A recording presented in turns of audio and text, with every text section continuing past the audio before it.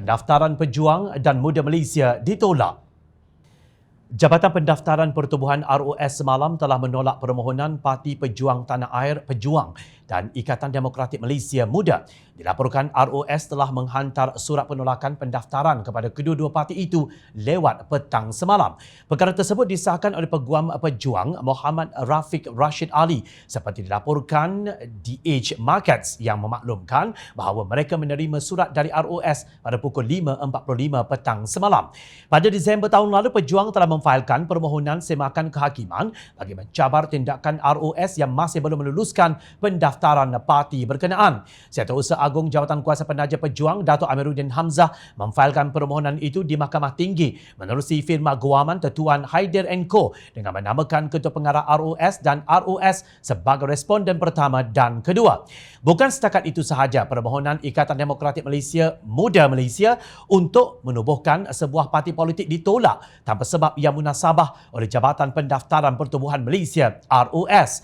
Muda Malaysia dalam satu kenyataan memaklumkan penolakan pendaftaran parti itu disampaikan melalui satu email pada Rabu setelah hampir 4 bulan menghantar permohonan.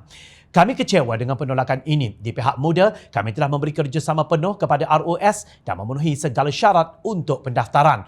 Oleh itu, tiada sebab kukuh untuk ROS menolak pendaftaran kami. Menurut kenyataan itu hari ini.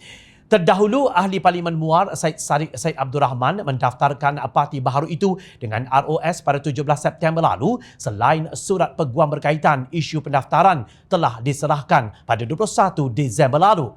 Dalam pada itu, Muda Malaysia berkata kebebasan berpersatuan dan hak untuk mengambil bahagian dalam proses demokrasi negara adalah hak asasi setiap warga negara Malaysia yang termaktub dalam perlembagaan. Namun begitu katanya, hak tersebut telah dinafikan pihak kerajaan Tebuk Atap. Ini adalah usaha jahat kerajaan Perikatan Nasional untuk menghalang kami daripada mengambil bahagian dalam pilihan raya umum PRU yang akan datang. Langkah ini juga melanggar hak perlembagaan kami untuk membentuk persatuan. Kita menuntut bahawa kerajaan ini bertanding dalam pilihan raya akan datang dengan adil, telus dan bersih serta tidak menggunakan taktik licik dan kotor, katanya. Dalam kenyataan sama, Muda Malaysia mendakwa penolakan tersebut juga sehari selepas pembongkaran skandal keluarga Ahli Parlimen Pasir Salak Datuk Seri Tajuddin Rahman berhubung projek transit aliran ringan LRT Dang Wangi.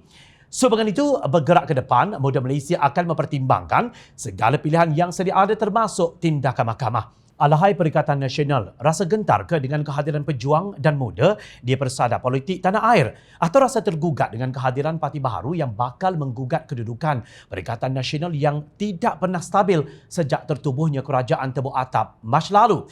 Kalau betul anak jantan, ayo bertanding dalam PRU 15 dengan penuh semangat dan aura demokrasi yang didaulatkan. Bukannya dengan cara ini. Ini namanya jago kampung. Jelas di sini Perikatan Nasional di bawah kepimpinan Muhyiddin dan gabungan pengkhianat mandat rakyat takut dengan bayang-bayang sendiri. Semakin longkang nampaknya politik di Malaysia. Bagaimana mungkin rakyat ingin percaya kepada kerajaan Tebuk Atap ini? Kerjanya bergaduh siang malam, berebut kuasa dan kedudukan. Rasuah semakin bermaharajalela seolah-olah ingin kembali ke zaman kleptokrasi UMNO BN. Dan bagaimana mungkin pelabur asing ingin menjenguk peluang ke negara kita? Andai kata begini caranya, mereka mentadbir negara. Jangankan nak bina kilang atau bangunan tinggi mencakar langit yang menawarkan puluhan ribu peluang pekerjaan, nak labur untuk buat reban ayam sekalipun, mereka tidak percaya. Seelok-eloknya kerajaan Perikatan Nasional ini duduk di depan cermin sakti dan berjampi. Wahai cermin sakti, kerajaan manakah yang paling tak guna atas muka bumi ini? Nescaya pasti lari lintang pukang gerombolan Tebuk Atap apabila terpancar wajah mereka sendiri. Ingat, rakyat sentiasa memerhati.